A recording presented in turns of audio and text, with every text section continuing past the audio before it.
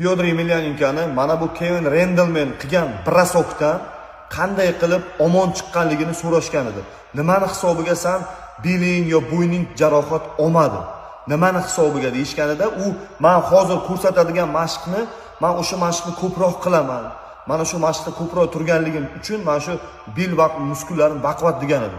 Qaranglar, bu mashq qanday? Oddiy bu mashqni juda ko'pchilik qilgan edi. Ko'kraklar tegmaydi, ko'rib turibsizlar. Tizzalar tegmaydi yerga. Qo'l ko'tarilgan holatda, mana shu holatda u 15 minut, 20 minut turadi mana shu holatda. Tasavvur qiling. Terlab ketadi, qiyin, bilaman, qaltirab qoladi. O'sha 1 minutdan keyin odam qaltirab qoladi, lekin shuni oshirishni boshlasanglar, juda ham foydali. Aynan mana shu mashqni ko'rsatgan edim men. Buni endi men bir 10 yil, 15 yil oldin ko'rganman shu mashqni ko'rsatgan. Ana endi bunga qo'shimcha planka qilsanglar bo'ladi yoki most упражнениясini qo'shsanglar bo'ladi. Bu mashqlar eski mashqlar, lekin tajribadan o'tgan va sizni jarohatdan, aynan jarohatdan asraydigan mashqlar hisoblanadi. Qilib ko'ringlar.